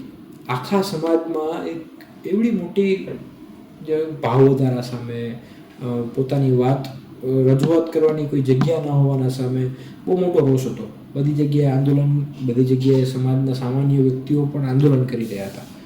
પણ મારા માટે ને આપણા સૌ માટે ગર્વની વાત એ છે કે વિદ્યાર્થીઓએ સમાજને પ્રેરણા આપી, વિદ્યાર્થીઓએ સમાજને પ્રોત્સાહિત કર્યો કે આંદોલન કરવું જોઈએ. નવનિર્માણ આંદોલન ચાલુ થયું ત્યારે તો વિદ્યાર્થીઓનું જ હતું, પણ જ્યારે આગળ વધતું ગયું, કર્ણાવતીથી આગળ વધ્યું, ત્યારે એ આખા સમાજનું, ગુજરાતના તમામ લોકોનું આંદોલન હતું. વિદ્યાર્થી પરિષદે આપ જાણો તે સમયમાં, આજે મારા પપ્પા એક વાત કરતા, જ્યારે એ કાર સેવામાં ગયા 1990-91 તો એ ત્યાંથી તાર લખ્યો, સોરી 1992માં ત્યાંથી એમણે તાર લખ્યો હતો મારા દાદાજીને કે હું બધું બરાબર છે, કંઈ વાંધો નથી, ચિંતા નથી, કંઈ ચિંતા ના કરતા. એ તાર એમને મારા પપ્પા પણ ઘરે પહોંચી ગયા પાછા આંદોલન પછી, કાર સેવા પછી, દાદા ભેગા બેઠા બેઠા ચા પીતા ત્યારે ટપાલી આવ્યો કે આ તાર તમારો આવ્યો છે. એમાં લખ્યું હતું એ જ કે હું સેફ છું, પણ એ ભાઈ અહીંયા પહોંચી ગયો છે એનો કંઈ અર્થ નથી. એવા સમયમાં 1990 આ સ્થિતિ હતી. તો આ વિચાર કરો 1973માં કેવી હશે. ત્યારે આખા સમાજને એક કરવો, ત્યારે આખા સમાજને એક સમયે એક જગ્યાએ લઈ આવો, કેટલું મુશ્કેલ કામ હશે. એ સમયમાં એબીવીપી જેટલું સંગઠન સ્ટ્રોંગ, એટલું માળખું, વિદ્યાર્થી પરિષદે એની પ્રદેશ કારોબારીમાં તો એ પ્રસ્તાવ પારિત કર્યો કે નવનિર્માણ આંદોલનને વિદ્યાર્થી પરિષદનું પૂર્ણ સમર્થન છે. એના પછી ઘોષણા કરી કે ચીમન પટેલના સરકારના કોઈ પણ મંત્રી, કોઈ પણ ધારાસભ્ય ક્યાંય પણ સભા સંબોધી નહીં શકે, કોઈ પણ જાહેર કાર્યક્રમ નહીં કરી શકે.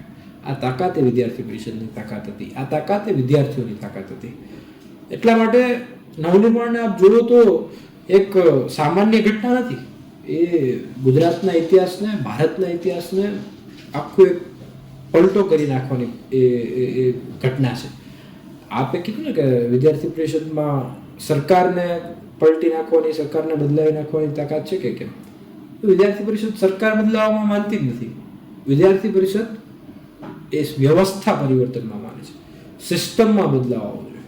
આપ કાશ્મીર ફાઇલ્સ જોયો હશે, એમાં એક ફેમસ ડાયલોગ છે, સરકાર ઉનકી હે પર સિસ્ટમ અમારા હે. એટલે આ જે સિસ્ટમ છે ને, જે એવું માને છે ને કે અમે છીએ તો જ આખો દેશ છે, અમે છીએ તો આ છે. વિદ્યાર્થી પરિષદને એમાં એને પણ બદલાવવાની તાકાત એ કોઈમાં હોય તો એ અખિલ ભારતીય વિદ્યાર્થી પરિષદમાં છે. નવનિર્માણ આંદોલન આટલા વર્ષો ચાલ્યું, આટલા દિવસો ચાલ્યું, કેટલી વખત કેટલા લોકો ઉપર, લગભગ 80થી 100 લોકો ઉપર મિસા, જે ઇમરજન્સીની પહેલાનો કાયદો એના ઉપર લગાડવામાં આવ્યો. કેટલાય લગભગ 8,500 જેટલા ગોળીઓના રાઉન્ડ એ ચીમન પટેલ સરકારે ફાયર કર્યા. આવડી મોટું ઘટના, અને તો જ આવડા મોટા જનનાયક જેપી, આપણે જેને જનનાયક તરીકે ઓળખીએ છીએ, એમને પ્રેરણા મળી હોય ને એમણે નારો લગાવ્યો કે બિહાર કી અબે ગુજરાત કી જીત હમારી હે, અબ બિહાર કી બારી હે. આ નારો, આ પ્રેરણા, આ વિચાર એ વિદ્યાર્થી પરિષદને શું કામ આપ્યું એના માટે પણ મારી પાસે, હું એમને વાત નથી કરતો, એબીવીપીની 1973માં રાષ્ટ્રીય અધિવેશન મળે છે. એ રાષ્ટ્રીય અધિવેશનમાં એ પ્રસ્તાવ પારિત થાય છે કે છાત્ર શક્તિ એ રાષ્ટ્ર શક્તિ છે. Students power is nation's power, that is not nuisance power. એ ત્યાં સુધી ઇસ્ટાબ્લિશ્ડ એવું હતું કે સ્ટુડન્ટ્સ એટલે ન્યુસન્સ, એને કોઈ નક્કી ના હોય ક્યાં જશે, કોઈ દિશા ના હોય. પણ એબીવીપીએ એસ્ટાબ્લિશ કર્યું કે students power is nation's power. આ એસ્ટાબ્લિશ કરવા પછી અને પોતાના હકોની લડાઈ લડવા માટે વિદ્યાર્થીઓને પ્રેરિત કર્યા પછી, એવા પ્રસ્તાવ પારિત કર્યા પછી મોરબીની એલી એન્જિનિયરિંગ કોલેજના વિદ્યાર્થીઓને પણ પ્રેરણા મળે છે કે અમારા હકની લડાઈ કોઈ લડવી પડશે તો એ અમે જ લડી શકશું. એટલા માટે 20 ડિસેમ્બરની રાત્રિએ જે ચાલુ થયેલું આંદોલન 1975માં જ્યારે ઇમરજન્સી લાગે છે અને એની સામે લડાઈ આપવાવાળા પણ કોઈ હોય તો એ પણ મને ગર્વ થાય કે એ પણ એબીવીપીના કાર્યકર્તાઓ, એ પણ મારી વિચારધારાના કાર્યકર્તાઓ અને યુવાનો હતા. એટલે આવો ઇતિહાસ, આવો વિચાર એ નવનિર્માણ આંદોલન છે અને એબીવીપી છે. વસ્તુ ક્યાંક ને ક્યાંક ચોક્કસથી વિદ્યાર્થીઓમાં એક જોશ જગાવે અને એક જુનૂનની ભાવના આવે. એટલે એક પ્રશ્ન ઇન્સ્ટાગ્રામ પર મને મળેલો કે સમતભાઈ જોડે બેસો ને પ્રશ્ન પૂછજો કે વિદ્યાર્થી પરિષદના કાર્યકર્તાઓ હોય, કોઈ પણ જવાબદારીમાં હોય, જ્યારે કોઈ વસ્તુની રજૂઆત કરતા જોવા મળે છે એ વખતે જનરલી તમે જુઓ તો એ ઓથોરિટીઝની સામે ટેબલ છાડતા હોય એવા પ્રકારના વિડીયોઝ હોય કે બહુ આક્રમક મૂડની અંદર જોવા મળતા હોય. તો કે શું શાંતિથી ટેબલ ઉપર બેસીને આ પ્રકારની વાતચીત ન થાય? ટેબલ પછાડો તો જ તમારી વાત સાચી સાબિત થાય. એટલે એમાં એવું છે, again coming to the politics point, આ વિષયમાં એની પહેલાં કેટલી વાર એ પ્રિન્સિપલને, એ સાહેબશ્રીને, એ ખુરશીને, એ ચેરને જે તે કાર્યકર્તાએ, જે તે વ્યક્તિએ એડ્રેસ કર્યું હશે એ આપણને ધ્યાનમાં ના હોય.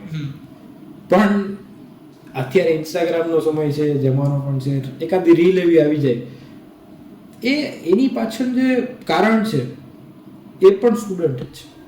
એની પાછળ જે કારણ છે એ પણ વિદ્યાર્થીઓને પડતી મુશ્કેલીઓ છે. એ પહેલા વાર જ કંઈ જઈને સીધા કેબિનમાં એન્ટર થઈને સીધા ટેબલ પછાડવા માંડે એવું થાય નહીં. આપણે કોઈ પણ જગ્યાએ જાય તો એટલું તો સ્વાભાવિક છે ને કે 2 વાર 3 વાર 4 વાર વિનમ્રતાથી વાત કરીએ. પણ આપણી ઓલું બધી જગ્યાએ બોલે છે ને કે ઘી અગર સીધી ઉંગલી છે ના ટેઢી ઉંગલી, પણ એ આપણા સૌ માટે ચિંતાજનક પણ છે, ખરાબ પણ છે કે સિસ્ટમ પેલા એ એસ્ટાબ્લિશ છે. એમને ધ્યાનમાં છે કે ભાઈ મારી સાથે કંઈ નથી થવાનું, પણ એમને મહેસૂસ, એમને અહેસાસ કે મારી સાથે પણ કંઈક થઈ શકે છે. હું વિદ્યાર્થીઓનું નહીં સાંભળું, હું વિદ્યાર્થીઓ સાથે વાત સરખી રીતે નહીં કરું તો હું પણ અહીંયા અહમ બ્રહ્માસ્મિ નથી, એવો પરિચય આપવાનું કામ એ વિદ્યાર્થી પરિષદના કાર્યકર્તાઓ કરતા હોય છે. અને અમુક જગ્યાએ જો ગુરુ શિષ્ય પ્રણાલીના અમે સૌથી મોટા ભાગ છીએ. અમે માનીએ છીએ કે ગુરુજીનો જેટલા પણ ગુરુજનો હોય, મેં કહ્યું વિદ્યાર્થી પરિષદમાં પણ ગુરુજનો કેટલા અને પ્રાધ્યાપક કાર્યકર્તા હોય જ છે. એમનો માન, એમનું સન્માન એ ક્યારેય પણ ઓછું ના થવું જોઈએ. જ્યારે પણ એવી ઘટના બને, વિદ્યાર્થી પરિષદ ગુરુ પૂર્ણિમાનો કાર્યક્રમ કરવાવાળું પણ સંગઠન જોયું તો એ બીજું છે. મને આ કારણો એટલે થોડા ઓલા લાગે કે આવી રીતે વાત કરવાથી કે we are addressing the chair, not the person sitting on it. આજે કાલ સવારે કોઈ માણસ બદલાઈ જશે, એ ચેર ઉપર જે બેસશે એની સાથે એવી રીતે જ વાત કરવી પડશે, કારણ કે એ ચેર કટાઈ ગઈ છે, કારણ કે એ ખુરશી એને કાન નથી, એ વ્યક્તિને કાન છે. એટલા માટે અમુક જગ્યાએ એવું કરવું પડતું હોય છે. પણ તો પણ આપણે જેમ જેમ આગળ વધીએ છીએ, સમાજ પણ આગળ વધે છે, મને લાગે છે એવા ઘટનાઓ, એવી કિસ્સાઓ ઓછા બનતા જશે અને સિસ્ટમ પણ અને સમાજ પણ એ વિદ્યાર્થીઓની વાત સ્વીકારતું અને સંભાળતું ઇઝીલી થશે. એટલો લાંબો સમયગાળો વિદ્યાર્થી પરિષદની અંદર તમે જે પ્રકારે વિદ્યાર્થી કાર્યકર્તા તરીકે બહુ પહેલેથી જોડાયા અને ત્યારથી લઈને આજ સુધીનો પ્રદેશ મંત્રી તરીકેનો જે કાર્યકાળ છે, અવારનવાર ઘણા બધા સંઘર્ષ થયા છે. ક્યાંક યુનિવર્સિટી પ્રશાસન સામે, ક્યાંક તો પછી જે આપણી ગવર્મેન્ટ છે એની સામેના અલગ અલગ સંઘર્ષો હશે. સમર્થભાઈના જીવનમાં એવો કોઈ સંઘર્ષ કે જે આજ દિન સુધી યાદ રહ્યો કે આજે પણ એ ઘટનાનો વિચાર કરીએ તો એક સેકન્ડ માટે આમ ધ્રુજારી આવી જાય, આંખની સામે આખું દ્રશ્ય ઊભું થઈ જતું હોય? એવા તો ઘણા ઘટનાઓ, ઘણા કિસ્સાઓ છે. હું વિદ્યાર્થી પરિષદનો કોરોનાનો સમય હતો. હું જામનગર હતો. આમ બેઝિકલી ફ્રોમ જામનગર, એટલે ત્યાં ઘરે હતો પરિવાર સાથે. મારી જવાબદારી આમ કર્ણાવતીથી હતી, પણ તો એ મને કીધું હતું સંગઠનમાં જે તે સમયે કે જામનગરમાં કહેવાય હતું. તો આવા આંદોલનને એનું તો મન બહુ થાય જ, અને બધા કાર્યકર્તાઓને, વિદ્યાર્થી પરિષદના કાર્યકર્તાઓને આંદોલનની તો એક અલગ જ એક મજા એ હોય જ છે. કારણ કે પોતાના હક માટે લડવું એ બધાના વાતની પણ, બધાના કામની પણ વાત નથી, બધાથી થઈ પણ ના શકે. આવા એક આંદોલનમાં આયુર્વેદ યુનિવર્સિટી હું ગયો. આયુર્વેદ યુનિવર્સિટી એ એક્ઝામ ડિલે કરવાની બાબત હતી કે કંઈક ઓનલાઈન લેવાની કે એવી કંઈક બાબત હતી. તો ઘણા વિદ્યાર્થીઓના પ્રશ્ન આવતો હતો. તો ત્યાં ગયા ત્યારે કોરોનાનું ધ્યાન રાખીને અમે 15 લોકો જ ગયા હતા, વધારે નહોતા ગયા. તો ત્યારના ઇન્ચાર્જ વીસી હતા, ત્યારે કોઈ વીસી નહોતા ત્યાં. તો એમને થોડુંક ખબર નહીં, જે મેં કીધું ને ખુરશીનું હશે કદાચ, એટલે એક ખુરશી, કટાયેલી ખુરશી એમની પાસે બોલાવડાવ્યું. હું અંદર ગયો અને બોલાવડાવ્યું કે ગેટ આઉટ કોઈ પણ હોય. મેં સાહેબ અમે ખાલી વાત કરવા આવ્યા છીએ, મારે કંઈ બીજું બહુ મોટું ઓલું કરી દેવું, તમારો વિષય જાણવા આવ્યા છે, શું છે એ કરવું. તો અમને બધાને બહાર કાઢી મૂક્યા. પછી વિદ્યાર્થી પરિષદના કાર્યકર્તાઓ અને વિદ્યાર્થી પરિષદની તાકાત મને લાગે છે એ જે રેઝિલિયન્સ છે. અમે બારે અડધી કલાક બેઠા, વીસી સાહેબ ભાગી ગયા હતા, જે સમયે ઇન્ચાર્જ હતા એ કદાચ એમને કોઈ સુઝાવ આપ્યો જે હોય, પછી કોઈ સુઝાવ આપીને પાછા પણ બોલાવ્યા. એ ઘટનામાં જ્યારે અમે અંદર હતા અને સાહેબ શ્રી તો વાત કરતા નહોતા, એમના પીએ કે કોઈ પીએસ કે ચા કરતા કેટલી ગરમ હોય એવું હતું. તો થોડીક બોલાચાલી થઈ ગઈ. મેં કીધું તમે કોણ છો? You get out. મારે વાત કરવી છે વીસી જોડે, ઇન્ચાર્જ જોડે. એ સમયે ટિકટોક ચાલુ હતું. ટિકટોકમાં બહુ વાયરલ થયો વિડીયો અને બધા વિદ્યાર્થીઓના. હું ઘરે પહોંચ્યો ને, એટલે આમ બહુ કઈ ઓલી વાત નથી, તો હું ઘરે પહોંચ્યો તો Jamnagar is a small town. તો મારા પપ્પાને એ જે ઇન્ચાર્જ વીસી સાહેબ હતા એમનો ફોન આવ્યો. એટલે મારા પપ્પાને કે ઈદરભાઈ આ છોકરો તમારો છે? એટલે મારા પપ્પા કે હા કેમ, શું થયું? તો કે મને ખબર નથી આવું છે. એટલે મારા પપ્પાએ જવાબ આપ્યો, આઈ એમ ગ્રેટફુલ કે જે કહે ને સમાજમાં એબીવીપીમાં કામ કરેલા હોય એનો શું ફાયદો? ફાયદો આટલો જ. મારા પપ્પાએ જવાબ આપ્યો કે એ ત્યાં એબીવીપીના કાર્યકર્તા તરીકે આવ્યો હતો અને વિદ્યાર્થીઓના પ્રશ્ન લઈને આવ્યો હતો. એટલે એવી રીતે જો એ સમર્થ ભટ્ટ તરીકે મારા છોકરા તરીકે આવ્યો હોત તો એ તમે ના પાડી હોત તો નીકળી જાત ને ના મળત, પણ એ ત્યાં પ્રશ્ન લઈને આવ્યો હતો.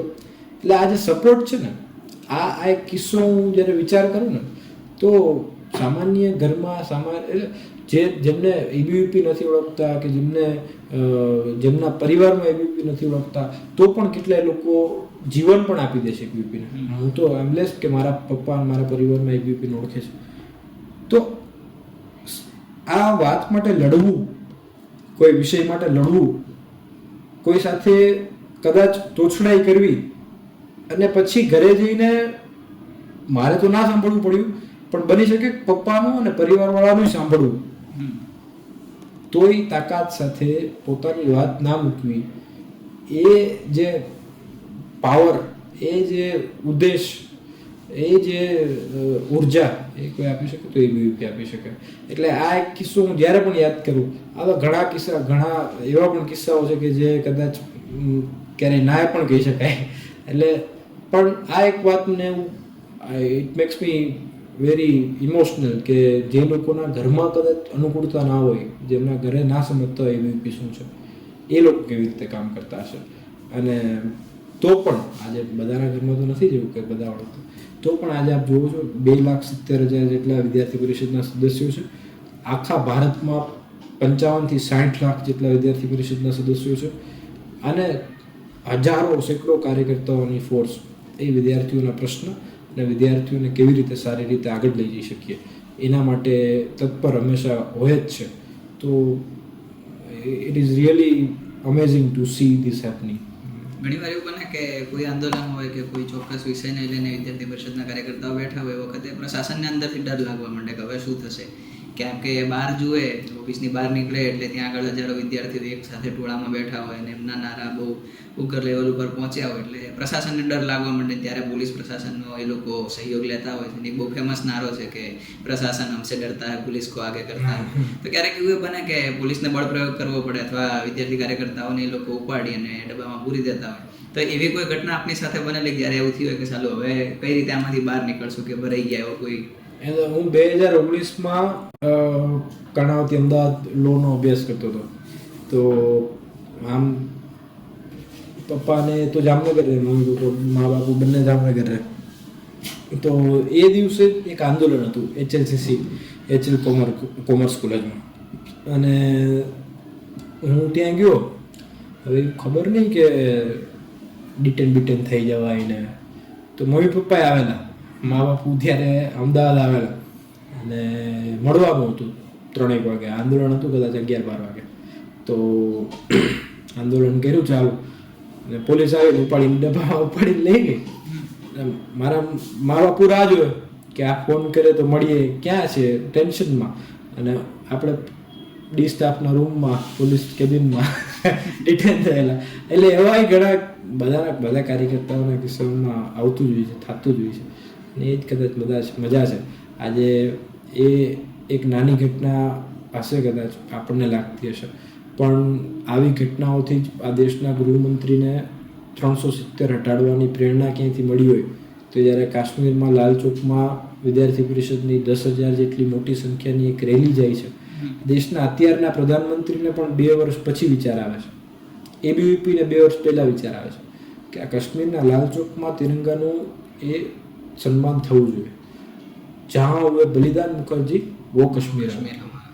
એવા નારાઓ સાથે વિદ્યાર્થી પરિષદના કાર્યકર્તાઓ જ્યારે આખા દેશમાંથી એક જગ્યાએ એકત્રિત થાય છે, એમાં એક કાર્યકર્તા એ અમિતભાઈ શાહ પણ હોય છે. ત્યાંથી એ ધારી લે છે કે આ સિસ્ટમ, આ પદ્ધતિ અને આ મારી ભૂમિ, મારી જગ્યા, એને હું પાછી ભારતમાં વિલીનીકરણ અને સંવિધાનિક રૂપે કરીશ. એ પ્રેરણા કદાચ એવા પોલીસની લાઠીઓથી, પોલીસ સામે થયેલી ડિટેન્શનથી અને એવા વિચારોથી જ મને લાગે છે. ભારતના સંસદમાં પણ એ જાય છે તો એ જાન દે દેંગે ઇસકે લીએ એવું કહેવાની પ્રેરણા પણ ક્યાંયથી મળી હોય તો એ પણ એબીવીપી છે. પોડકાસ્ટના અંત તરફ જતા ખરેખર બહુ સુવ્યવસ્થિત મુદ્દો તમે લાવ્યો છે અને એના વિશે જ મારે ચર્ચા કરવી છે કે જ્યારે દેશના પ્રધાનમંત્રી 2047માં વિકસિત ભારત તરીકેની જે છાપ આપણી અને એક વિશ્વગુરુથી હટીને હવે તો વિશ્વબંધુની જે ભૂમિકા તરીકે આપણે ઉભરવાની વાત છે. તો વિકસિત ભારતની જ્યારે પરિકલ્પના મોદી સાહેબ આપે આપણને, એ વખતે ખાસ કરીને યુવાનોને એમાં વધારે એમ્ફેસાઇઝ કરે છે, કારણ કે ભારત એક યુવા દેશ છે. સૌથી વધુ જનસંખ્યા યુવાનોની છે અને તમે એક યુવા સંગઠન તરીકે કામ કરી રહ્યા છો. સૌથી વધારે વિદ્યાર્થીઓની સાથે તમે કામ કરો છો. ત્યારે વિકસિત ભારત 2047માં યુવાનોની ભૂમિકા તમે કઈ રીતે જુઓ છો પ્રદેશ મંત્રી તરીકે, અને વિદ્યાર્થી પરિષદ તરીકે તમે વિદ્યાર્થી પરિષદની ભૂમિકા 2047ના વિઝનમાં કેવા પ્રકારે જુઓ છો?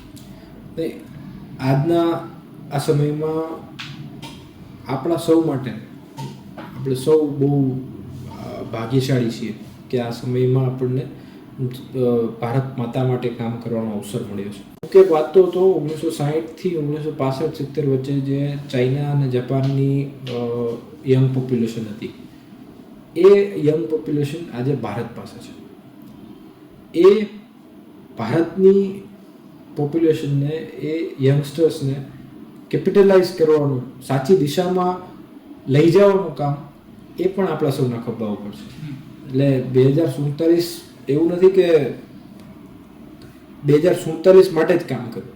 આપણા દૈનંદિન, આપના દરરોજના ડેઇલી રૂટીનમાં આ દેશ માટે શું કરી શકીએ, સમાજ માટે શું કરી શકીએ, એના વિચાર પણ મને લાગે છે એટલા જ જરૂરી છે. આજે એક યુવાન તરીકે આ પ્રોસેસ એ 20-25 વર્ષની છે. હું હમણાં ખૂબ એક ઇન્ટરેસ્ટિંગ વિષય છે એટલે મારે ઘણા સમયથી વાત પણ કરવી હતી. આ સમાજ, આપ વિચાર કરો, હું હમણાં ગયો હતો ત્યાં મહારાષ્ટ્રમાં અજંતા એલોરા કેવ્સ છે, એમાં અલોરામાં એક મંદિર છે, કૈલાશ મંદિર. મને એક્ઝેક્ટ ત્યાંના સમય નથી યાદ અત્યારે, પણ ત્યાંના એક રાણી એક માંગ કરે છે કે હું અથવા તો હું આ વસ્તુ પછી જ કરીશ જ્યારે મને મારા ગામમાં એક મંદિરનું શિખર દેખાશે. એ શિખરના દર્શન કરીને પછી હું આ કરીશ. ત્યારે રાજા વિચારે છે કે શું કરશું આમાં, કઈ રીતે આગળ વધશું. આમાં તો આખી સમિતિ બનાવે છે, બેસાડે છે. એ સમિતિ એવો નિર્ણય લે છે કે પથ્થર, એક પહાડ એવો ગોતીએ કે જેને આપણે ઉપરથી કોતરવાનું ચાલુ કરીએ. આખું મંદિર આજે પણ એ હયાત છે. આખો પહાડ, એક પથ્થર, એને કોતરીને એક મંદિર, એટલે કે પહેલા શિખર દેખાય એવી રીતે એક મંદિર બનાવે છે. તો આ મંદિરનું કામ એ 200 વર્ષ ચાલે છે. આજે આપણે જોઈએ તો એક વર્ષમાં પણ એક વાતને આગળ વધારવા માટે એક પેઢી, 200 વર્ષમાં 10 પેઢી વધી જાય. એક પેઢીથી બીજી પેઢી સુધી આ વાત, એ પ્લાન, મંદિરનો પ્લાન, એ જ કમિટમેન્ટ સાથે એ મંદિરનું કામ, એ આપણી સંસ્કૃતિ છે. કોઈ વ્યક્તિના મરી જવા પછી કોઈ મોટો મકબરો બનાવો અને એને 7th વન્ડર કેવું, અને એના પછી એ વ્યક્તિના જેમને બનાવવામાં મદદ કરી એમના હાથ કાપી નાખવા, એ લવ જિહાદની આ આપણી ભૂમિ નથી. આપણી ભૂમિ તો આ છે કે જે પોતાના માટે, પોતાની રાણી માટે કેવી રીતે રસ્તો કાઢીને, સૌનો સાથ સાથે, બધાના વિચાર સાથે કેવી રીતે કંઈક રસ્તો કાઢી એમની પણ કમિટમેન્ટ, એમની પણ વિશ ફૂલફિલ થાય એવી રીતે આગળ વધવું અને 200 વર્ષ સુધી એક જ વિચાર સાથે આગળ વધવું. તો આ તો 20 વર્ષની વાત છે. આ 20 વર્ષમાં પણ આપણે એક વિચાર સાથે આગળ વધવું પડશે. આપણે નાના નાના સંકલ્પો સાથે આગળ વધવું પડશે. આપણા જીવનમાં, આપણા ડેઇલી રૂટીનમાં જે આપણું સ્વ છે, મેં પહેલાં પણ કીધું કે ભારતીય સ્વ, આપણો ઓળખ શું છે, એ મને લાગે છે આપણે સૌએ પાછું રિયલાઇવ કરવાની જરૂર છે.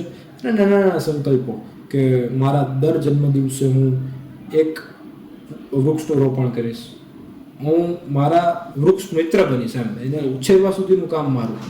હું વર્ષમાં મિનિમમ 2 ધાર્મિક પુસ્તકો વાંચીશ. હું વર્ષ દરમિયાન આખા વર્ષમાં એવા મિનિમમ દિવસો કાઢીશ કે જ્યારે હું આજુબાજુની સેવા વસ્તુઓમાં જઈને મારું કંઈક કોન્ટ્રીબ્યુશન સમાજ માટે આપી શકું. હું ઘરેથી દરરોજ નીકળીશ ત્યારે મારા માતા પિતાને પગે લાગીને નીકળીશ, મારા ગુરુજનોને પગે લાગીશ. હું જ્યારે પણ બહાર નીકળીશ ત્યારે મંદિરમાં જઈને આશીર્વાદ ભગવાનને લઈશ. મારી સંસ્કૃતિ માટે ગર્વ અનુભવીશ. કાર્યક્રમ ઉજવીશ, એમાં સમાજના તમામ વર્ગોને સમરસતા સાથે મારી સાથે રાખવાનો પ્રયાસ કરીશ. આવા નાના નાના સંકલ્પો સાથે જ્યારે આ 20-25 વર્ષ આપણે 2047માં પહોંચશું, આજના યુવાનો આજે જે ભણી રહ્યા છે એ ક્યાંક કોઈ IAS હશે, કોઈ IPS હશે, કોઈ કલેક્ટર હશે. એટલે એમાં નો ડાઉટ અબાઉટ ઇટ કે એ સમયે દેશની બાગડોર એ વિદ્યાર્થીઓના હાથમાં, અત્યારના યુવાનોના હાથમાં હશે.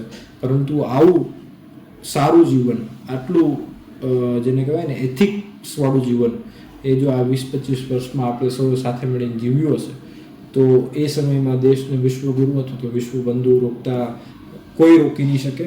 પણ એ સમય 2047માં તો આપણા સુધી પહોંચી જ જવાના છીએ. એ તો ગમે તે રીતે 2047 તો આવવાનું જ છે. પરંતુ આ 20 વર્ષ કેવી રીતે આપણે દેશ માટે, સમાજ માટે દરરોજ ડેઇલી રૂટીનમાં પણ રાષ્ટ્રભક્તિનું, દિનમ રાષ્ટ્રભક્તિ એ કેવી રીતે આપણામાં એસ્ટાબ્લિશ કરી શકીએ એ જોવાનું કામ અને આપણા સૌમાં ઉતારવાનું કામ એ કોઈ કરવાનું છે. તો એ ખૂબ મોટું કામ આપણા સૌના ખભાઓ ઉપર છે. એટલે મને લાગે છે 2047માં દેશ જ્યારે આઝાદીના 100 વર્ષ પૂર્ણ કરી રહ્યું હશે ત્યારે બીજા વિશ્વને પણ, બીજા રાષ્ટ્રોને પણ કદાચ કોઈ કુરીતિમાંથી આઝાદ કરાવવાનું હશે કે કોઈ મોનાર્કીમાંથી આઝાદ કરાવવાનું હશે તો પણ એવું સમર્થ, એવું સશક્ત અને એવું સક્સેસફુલ ભારત એ આપણે સૌ જોવા જઈ રહ્યા છીએ. વિદ્યાર્થી, ખાસ કરીને જ્યારે વિદ્યાર્થી પરિષદની અંદર આપણે વાત કરીએ, અલગ અલગ આયામોની ગતિવિધિની વાત કરી, ત્યાં કાર્યકર્તાથી સંગઠન છે કે સંગઠનથી કાર્યકર્તા? એક વસ્તુ એમાં એ પણ જોડું કે 56મા અધિવેશનમાં તો આપણે પ્રદેશ મંત્રી તરીકે કાર્યકર્તાઓને સંબોધિત કર્યા હશે અને એમને જે આપણે કહેવાનું છે એ આપણે કીધું જ હશે. પણ પોડકાસ્ટના માધ્યમથી તમે જે બીજા કાર્યકર્તાઓ છે કે જે અધિવેશનનો ભાગ નથી બની શક્યા, એ કાર્યકર્તાઓ સુધી તમે કોઈ સંદેશ પહોંચાડવા માંગતા એ પણ? ને મેં કહ્યું જ કે આ જે 20-25 વર્ષનો આપણો ગોલ્ડન પીરિયડ છે વિદ્યાર્થી પરિષદના કાર્યકર્તા તરીકે તો ખૂબ મહત્વનું છે જ, પણ એક ભારતીય યુવાન તરીકે, એક ભારતીય નાગરિક તરીકે પણ ખૂબ મહત્વનો છે. આપણે બધાએ સાથે મળીને, મેં પહેલાં પણ વાત કરી એમ હજી પણ આપણા માધ્યમથી આહ્વાન કરું છું કે સેલ્ફ સેન્ટ્રિક વિચાર છોડીને સ્વથી ઉપર સમાજ રાખીને સમાજ માટે કંઈક વિચાર કે મને જે પણ આવડે છે, કદાચ આપણી પાસે અત્યારે પૈસા નહીં હોય પણ આપણી પાસે આવડત છે, આપણી પાસે કોઈ નોલેજ છે, એ શીખડાવીને અથવા તો એ રીતે સમાજની કઈ રીતે મદદ થઈ શકે એના ઉપર મને એમ છે આપણે સૌ બધા ભેગા મળીને જો આગળ વધીશું, ભારતીય યુવાનો જ્યારે ધારી લેશે, જ્યારે નવનિર્માણનું ધારી લીધું હતું તો આજે આપણે આ દેશના 75 વર્ષ આઝાદીના થયા તો જોઈએ છીએ કે ભારતમાં વિશ્વમાં ભારતનું નામ એ કેટલું વધી રહ્યું છે. ભારતના પ્રધાનમંત્રીને જે માન સન્માન મળી રહ્યું છે એ માત્ર એમના થકી તો મળી જ રહ્યું છે, પરંતુ ભારતીય પ્રજાનો, ભારતીય લોકોનો જે વિશ્વાસ પાછો એક ભારતીય હોવા ઉપરનો બન્યો છે એના કારણે પણ મળી રહ્યું છે. એટલે આ સમયમાં, આ 20-25 વર્ષના સમયમાં આપણે સૌ આપણા ભારતીય હોવાની તાકાતને અંડર એસ્ટિમેટ ના કરીએ અને તાકાત થકી આખા વિશ્વનું વસુધૈવ કુટુંબકમનું એક સહિયારો પ્રયાસ કરીને એક સારી સ્થિતિમાં આ વિશ્વ પ્રસ્થાપિત થાય 2047માં, એવો પ્રયાસ આપણે સૌ સાથે મળીને કરીએ. એટલી જ આપના માધ્યમથી સૌ વિદ્યાર્થીઓને, સૌ યુવાનોને મારી અપીલ છે. અને આટલી સરસ વાત નવનિર્માણ હોય, વિદ્યાર્થી પરિષદ હોય કે ભારતીય સમાજમાં યુવાનોની ભૂમિકા હોય, એ ઉપર આપ પણ આટલું ચિંતન કરો છો, એના ઉપર એક પ્લેટફોર્મ, એક પ્રોડક્ટ, આ પ્રકારની એક પ્રોપર્ટી બનાવી છે. એના માટે હું ફરીથી આપને ખૂબ ખૂબ શુભકામનાઓ પાઠવું છું. આપ આગળ પણ આ પ્રકારના પોડકાસ્ટ અને વિદ્યાર્થીઓને માહિતગાર થાય એવા અને સમાજને પણ કંઈક દિશા મળી શકે એવા કાર્ય કરતા રહો એવી માતાજીને પ્રાર્થના. ખૂબ ખૂબ ધન્યવાદ. એક પ્રદેશ મંત્રી તરીકે બેઠકોનો દોર છે કે કાર્યકર્તાઓ સાથેનો સંવાદ છે સતત ચાલતો હોય તે છતાં આટલો સમય કાઢી અને અંતરંગ સાથે આ પ્રકારની વાતચીત કરવા માટે આપનો ખૂબ ખૂબ આભાર. આવા જ બીજા નવા પોડકાસ્ટ માટે સબસ્ક્રાઇબ કરતા જજો અંતરંગને. મળીએ એક નવા વિચાર સાથે, એક નવા પોડકાસ્ટમાં. ધન્યવાદ.